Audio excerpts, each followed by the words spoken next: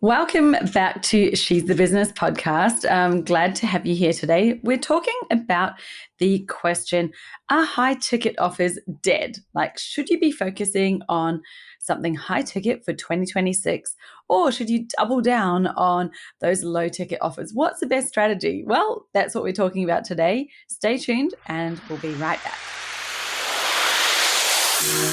Hi, I'm your host, Jessica Osborne, and over the last 25 years in marketing and business, I've helped many brands to launch, scale, and grow, with some of them becoming multi-billion-dollar companies. I'm here to inspire you to get out of your own way and create a profitable, fulfilling business while living the lifestyle you really desire, without all the hustle.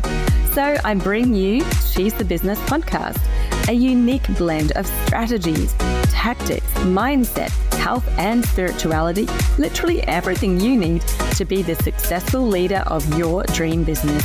Made by women for women, this is your weekly dose of motivation and inspiration. Okay, so we're back and let's talk about high ticket offers. Is this really a smart strategy for 2026? As you probably are aware, 2025 has been a bit of a doozy, hasn't it, for many people in many different locations, geographies, countries. There's been a lot of struggle, and I think we're continuing to see quite unstable economic conditions in those major places around the world. So what should you do? And there's also been a lot of chat around the growing trust deficit that we see in the online space, meaning that as AI obviously has exploded, as we're seeing more and more that's happened over the last 5 years, there's a few factors that have contributed to it, not just AI. But obviously during the COVID era, we saw a lot of people jump into online business and just decide overnight, hey, I'm going to have a business and I'm going to teach people how to do something. So you had a lot of people who maybe weren't a master of their craft or of their trade, of their service offering, suddenly jumping in as experts, so-called experts or teachers. And yeah, there were some stories that weren't so great that came out of that time. Those people seemed to head back to their jobs once it all wasn't working out for them. But then we had the rise of the affiliate marketing brigade, where there's basically a bit like an MLM or this recurring monthly revenue thing that they had going on, where they were basically reselling other people's products. So you had a whole bunch of people starting a business to simply resell someone else's product. They're not the expert, but here they are saying, I've created a business making a whole lot of money. And some of them probably were talking about themselves being coaches or being experts in a certain area, when really all they were doing was selling something that someone else had created. So it wasn't their stuff. And we're now seeing the decline of that. That is crashing and burning down because people are realizing, oh, it's actually really hard to do that. It's not an easy way to create a business because you kind of don't really own anything. It's nothing that is yours. So the outcome of that is that we've got our scam radars on high alert. We're on the lookout for people who are pretenders, who are charlatans, who are kind of trying to just make a quick buck, because let's face it, that's what they were all trying to do, was just make a quick buck. And then there's also AI. So, fake accounts, people with no faces, are they real? Are they not real? We're not sure what is real anymore, are we? So that's created a lot of skepticism, a lot of suspicion. And obviously that means that where people were a lot more trusting before, they're not so trusting now. So yes, we need to roll with this, adapt and change. And no doubt, if you're here listening to this podcast, I'm sure that you are a trustworthy person who has experience, real expertise, and a real desire to help people. And that's wonderful. We just need to let that be clear, let it shine out, because people can tell the difference. So let's talk about the high ticket versus low ticket, because I think that this is probably a question on most people's minds as we head into the new year.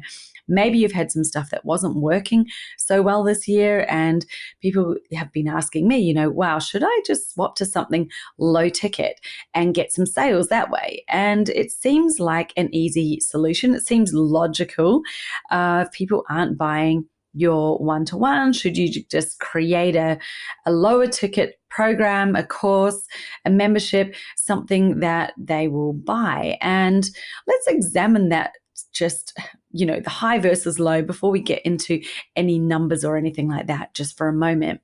It's not just a sort of straight swap. These are two vastly different business models.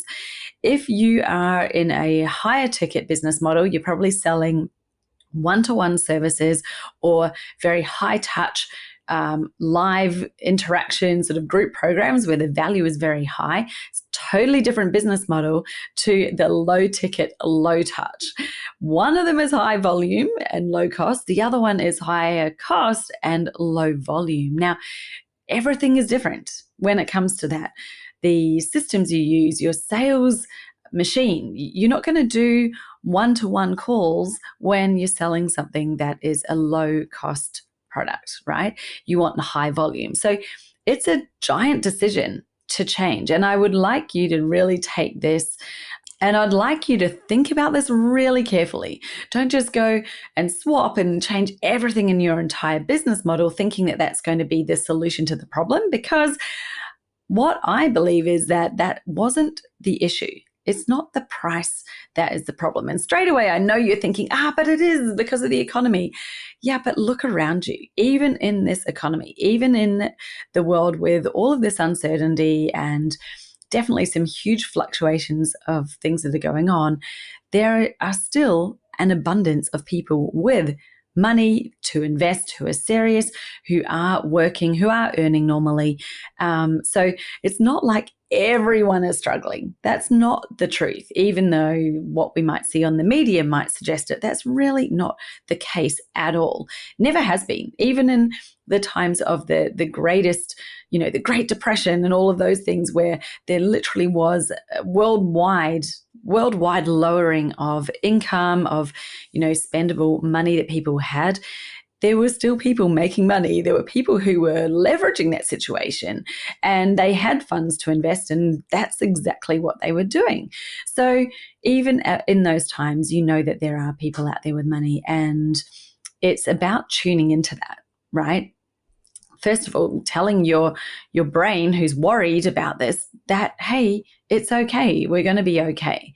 Secondly, if you've been doing something successfully that is high ticket, then you've got that behind you. You successfully can sell and deliver high ticket. If it hasn't been working lately, it's not the fact that it is the price, but it's that the market has changed a little bit. As we talked about a moment ago, this trust deficit, the perception, what they are looking for, what they want to have in order for them to be a yes, has changed. So what is it that we're really missing? Why aren't people saying yes when they used to say yes far more easily? What I'm seeing is that there is a lack of, one of the biggest mistakes that I'm seeing in people that have a higher priced offering, but it is not aligned with how they're presenting themselves, i.e. their positioning. So the brand, the way that you're showing up in the market, who you are being, as well as what you're saying that you are, they all need to match up and marry up and be a consistent message. That is a huge part of it. Anytime that there feels like there's a disconnect there, a disconnect in what you're saying versus how you're really presenting, then people instantly fear that there's the lack of trust is there, so they back out straight away. The other part is, are your offers actually aligned with that positioning? So maybe you have a high ticket offer, but not high ticket positioning. Maybe you do have the positioning for it, but the offer actually says something else. And it depends on where you fit in that scale as to what's going on. But we do need to have the alignment happening. And that is what is missing most of the time when your sales have started to decline. There's a disconnect in your positioning. We're not positioning as that premium offering, and the offer isn't speaking it either. It's no longer like enough to have people say, wow, just come and buy some sessions with me. That's not a premium offering, even if you've put a price on it. And I think that is one of the big misconceptions that is out there at the moment.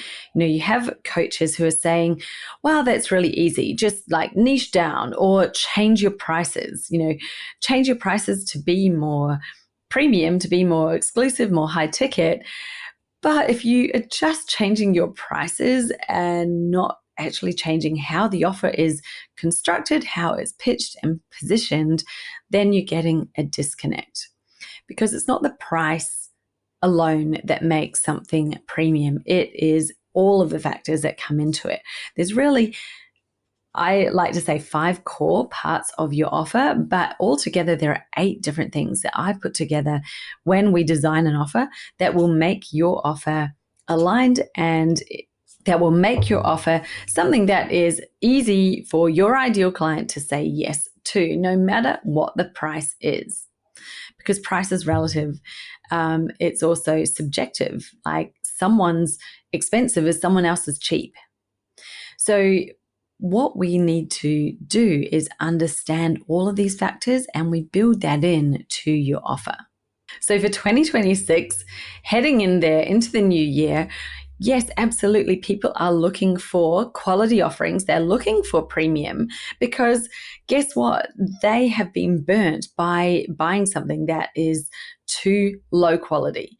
They've bought in and then they've just gone, oh, this just has not worked for me. It hasn't been enough. It's not the level I was really looking for.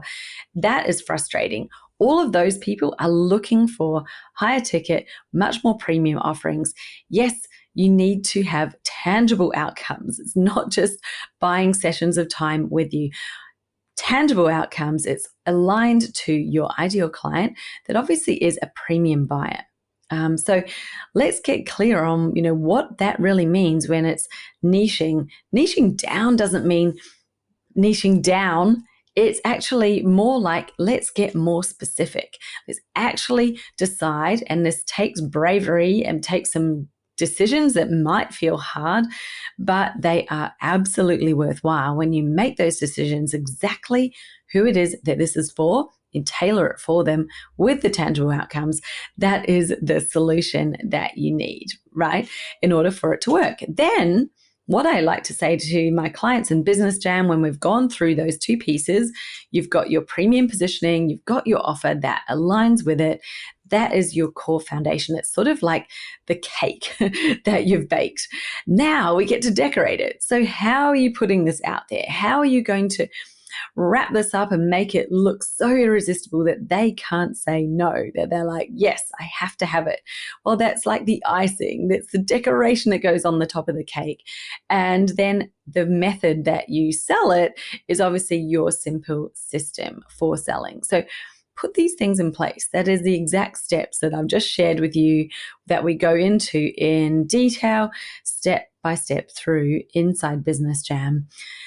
It is not hard. This is not rocket science. I've talked about this so many different times. You can probably go back through and pull out all of these pieces of the different parts of that framework. But the important thing is that it's not about picking up a funnel or someone else's method and putting it into your business. No, you've already got the bones of it. You've already got started. You've got it there. We're talking about refinement and alignment. When you refine your positioning, your offers, make sure they are absolutely aligned, and then just have the right sales system that can support it. Gosh, your business can be so easy. Let's make it more light. Let's make it feel spacious, flexible, that you've got time to spend on the important things in life in 2026. go to your kids' sports days at school, turn up to the assemblies, to the celebrations, spend time with your friends, get outdoors, do something for yourself. That all becomes possible when you've built the business that actually is streamlined, focused on making those sales in the least amount of time and obviously earning the most amount possible. So I'm not saying that this is about, do no work but earn more. Absolutely not. I'm all about working hard. I am absolutely hard worker myself, but it's about the amount of time you spend doing it. Like, let's work more efficiently and effectively in 2026. Get the work done in far less time, but still be earning as much, if not more. My aim for you is that you're earning far more and still working less hours, because we've dialed in that strategy, got it working for you so that it's effective. And let's face it, how much more fun is that going to be? You know as well as I do, when you're working with clients who are aligned, who are an ideal client, a great fit, they're committed, they're ready to show up, they're ready to do the work as well, that you get far better results. And of course, that gives you much more satisfaction, fulfillment, joy, and success in your business. So yes, all those things are possible. And it's just a matter of taking a little bit of time right now. We're at the end of 2025, heading into 2026. Let's get your strategy refined, review it, see which pieces are out of whack at the moment, disconnected, not working, and let's hone in on that and click them back into place, but into a place that's going to work for you in 2026. What used to work 2023, 2024, it has changed. The world has changed. We need to roll with it. We need to evolve forwards rather than trying to go back to what was, because, that's in the past now. We are now looking forward to the future. And if you'd like some help with that, and if you want to know more about the exact steps, I have a training that I've created. It's actually inside my client portal. So when you sign up for the Magnetic Formula, it's all about attracting those right clients that are right for your offer. When you sign up for it, it's not just like a class that you get, like a webinar that you have to sit through and watch at the speed that they've got. You're actually getting this program inside my client portal, which means you get to log in, you can go back in, you can replay it, you can slow it down, you can pause, make your notes, come back to it when you need to. It is there for you and you'll have access to it as long as you would like. But I've provided that right now as a free training. That is like my gift to you. I may charge for it going into, sometime next year. I might decide, this is worth far too much for me to provide for free. Right now, it is free. So if you'd like your own copy, you want to log in to my site to get this free training and maybe any others that I decide to produce and I will put in there for you, then head to jessicaosborne.com/TMF, which stands for The Magnetic Formula, so TMF, and register for it right now. You're going to get an email giving you the instructions on how to log in and access this training. And I highly recommend that you do that over this holiday period. I mean, why not even now? Let's get started now before your brain switches off for the holidays. Get clear on what you want to do. Have a nice break where you're not mulling over it every 5 minutes. And then you can kickstart that new year with fresh motivation, clarity, and just the ability to make the right decisions on what your focus needs to be. That's it from me. Enjoy the rest of your week, and I'll be back again next week with another episode.